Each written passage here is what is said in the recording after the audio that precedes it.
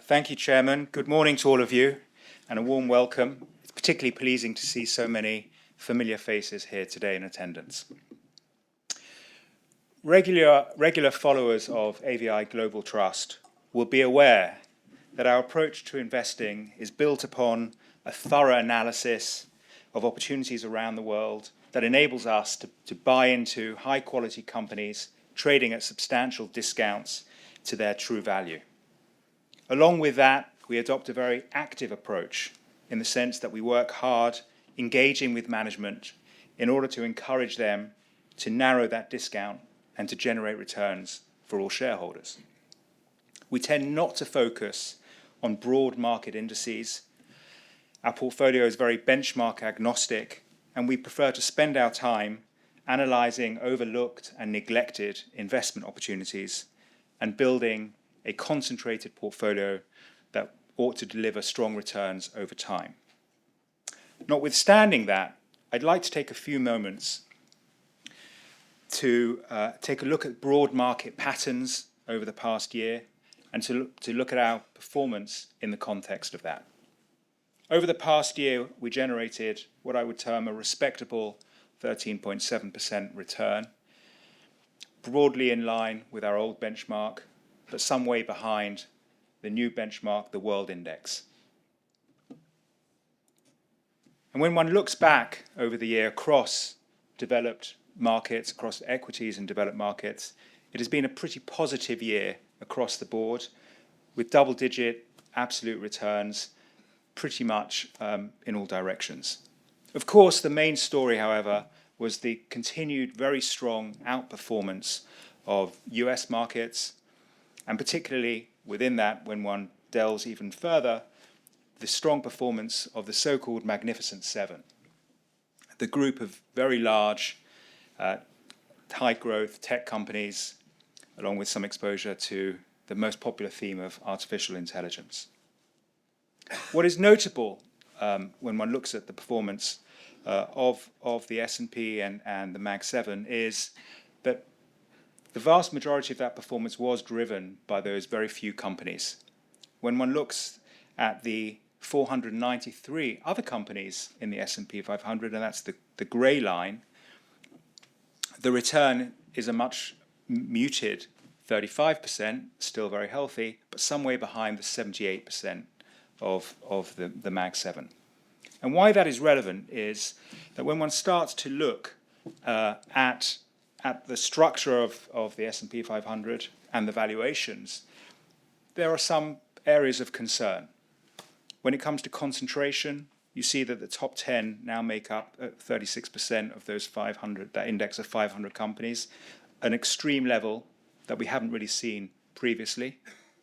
And when one looks at valuations, this is just one metric, but when one looks at forward P ratios on the S&P 500, we are at pretty elevated levels, well above average levels, still some way below some of the extreme levels.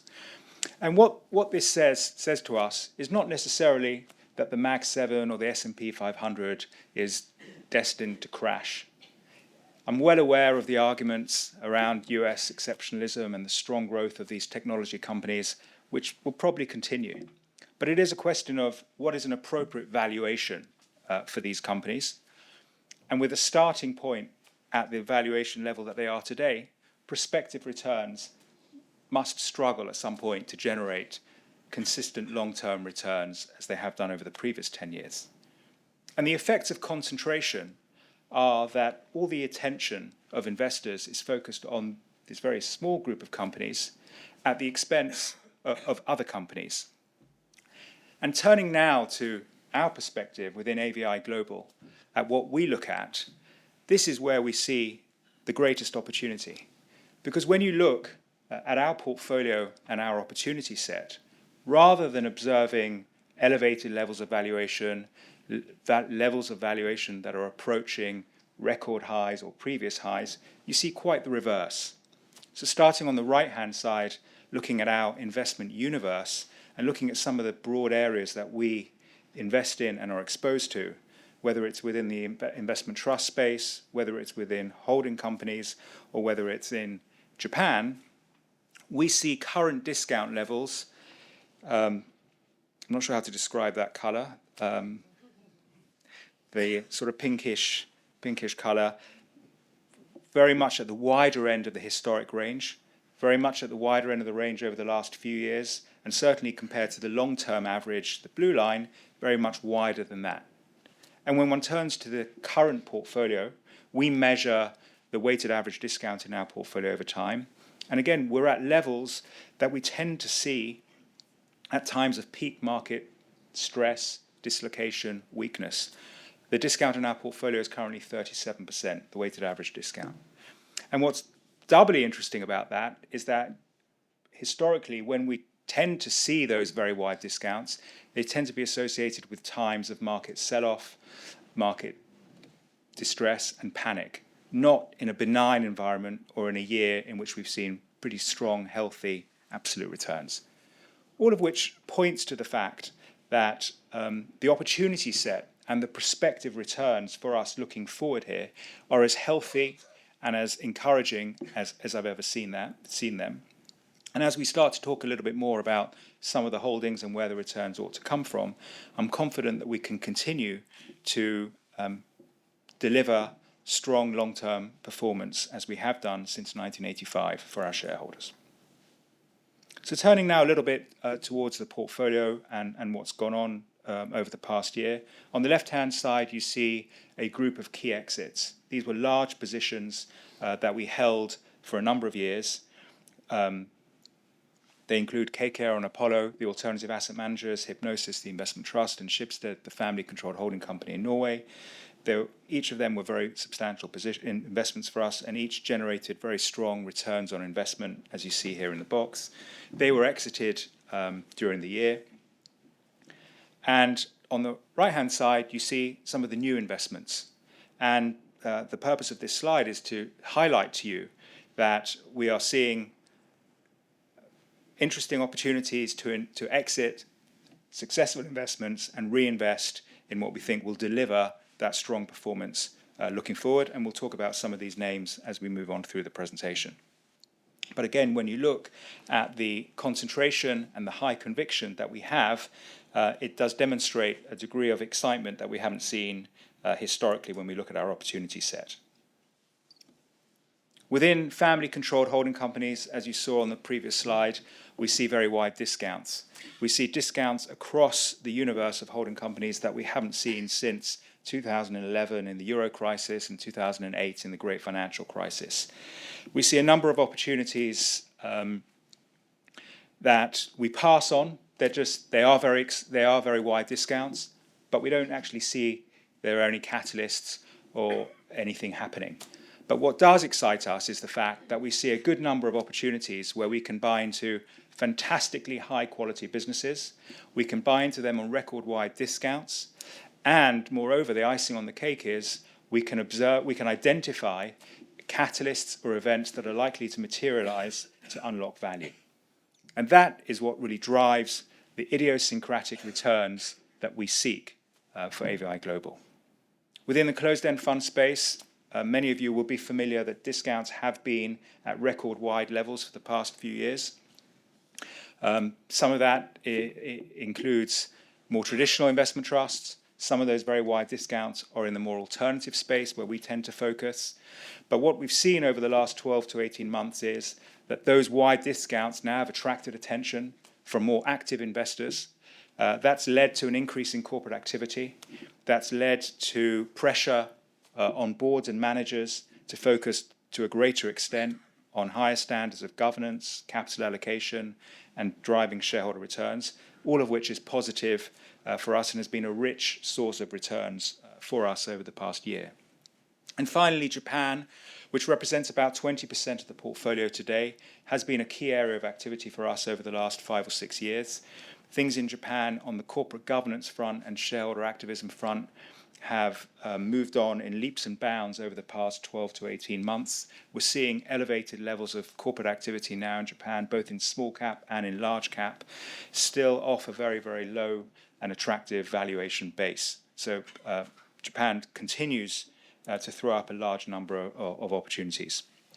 So before I end and open for questions, I just wanted to highlight a couple of the examples that support some of the arguments I've been making over the last few moments. D'Ieteren is a Belgian family-controlled holding company. It was our largest holding within AVI Global up until a couple of weeks ago. And some of you will be familiar with its main business. Its main business is called Belron, but you'll be familiar with the way the business is known in the UK, and that's auto glass repair. Some of you may indeed remember the jingle from the advert some years ago. But auto glass repair fixes windscreens on cars. And many years ago, that was a pretty low margin, pretty boring business. But as windscreens have become more complicated, complex, as they've got cameras and sensors in them, it's become a very high margin business. And this was not a particularly well-known Belgian company. And they owned 100% of this business. They sold part of it to private equity some years ago, and they've recently done a transaction where they've paid out a massive dividend, about 40% of the share price, to shareholders, including ourselves. And that has led to some strange moves in the price, which we exploited to great advantage. And it's typical of the kind of business we're looking for: good quality business, misunderstood by the market, with an event to crystallize some of that undervaluation. And the second example I'll run through very quickly in terms of holding companies is News Corp, again, infamous for its association with the Murdoch family. And for those of you who've watched Succession, you'll understand a lot of the shenanigans that are going on there. But to keep things very, very simple, there are essentially two businesses here that are key to the story. One is listed, REA Group in Australia, the Rightmove business of Australia. And the second is an unlisted business called Dow Jones. Dow Jones owns the Wall Street Journal, which, apart from being a newspaper, is a very successful online business. But Dow Jones also owns a business that's very similar in nature to Bloomberg that focuses on the commodity markets. And what's fascinating here is that when one strips out the value of the listed REA Group and one analyzes what price the market is paying for Dow Jones, you'll see that we're paying about 3 times earnings for the Dow Jones, which is low. But what should it be is a more interesting question. Its closest peer is a listed company called the New York Times, which trades more like 17 times. So a massive gap. And the icing on the cake, which we always look for in terms of where that idiosyncratic return is going to come from, is the fact that management have been increasingly explicit about their frustration at the undervaluation, the fact that they're conducting a strategic review, and all options are open when thinking about what they can do to reverse that undervaluation. Chrysalis is an example of a classic contrarian AVI investment within the investment trust space. This launched to great fanfare, had a few very, very strong years, and then the disappointment set in. NAV fell by about 40%. The discount widened to about 50%, and that's what piqued our interest. At the time, in 2023, there was concern that the assets were still overvalued and that they wouldn't be realized for anything like the formal value. We looked through that and did a lot of analysis on the portfolio, believed that the exit opportunity for some of those assets was nearing.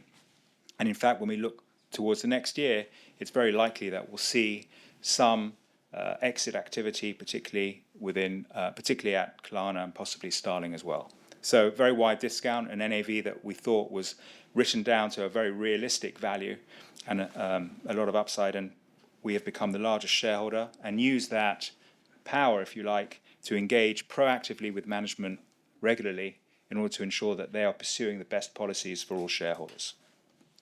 And just one brief example to end off in Japan. This is a company, Roto Pharmaceutical. Contrary to the name, it's more of a cosmetics business. It's a business that focuses on eye care and skin care. It's a business that has delivered stronger returns than all of its peers, higher profitability, better margins, better growth, but trades at a discount. And the reason, which is typical in Japan, is twofold: poor capital allocation at its balance sheet, so accumulation of cash, and secondly, poor communication to investors. simply speaking, management don't talk to shareholders, investors don't know what the story is, and so they ignore it. And that's the opportunity for us. So typically, we take stakes in these companies, we engage quite intensely with management and advise them on what they ought to do in order to correct their undervaluation.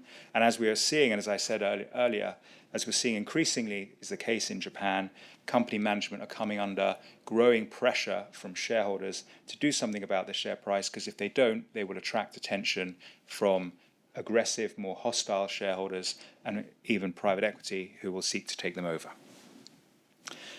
So I hope I've given you a flavour for how we see the opportunity set going forward, how we put that in how we frame that in the context of what's going on in the broader equity market environment.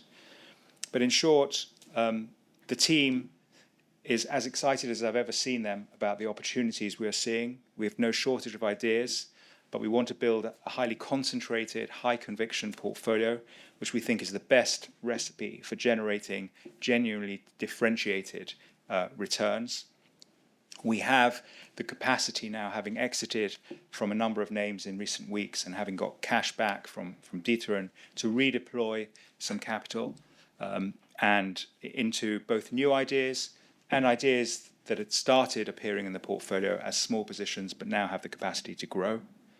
We're seeing a number of potential catalysts and events on the horizon. As ever, the timing when those will emerge is very, very difficult to predict. But as we've seen over the years, when they do occur, they do unlock substantial performance for our trust. So I assure you that our portfolio will continue to look very different from some of the more plain vanilla, even boring global trusts out there. We'll continue to focus on areas where we have confidence that we know better than other investors what we're doing, and we'll make better decisions in the long run by doing that. So I thank you very much for your support.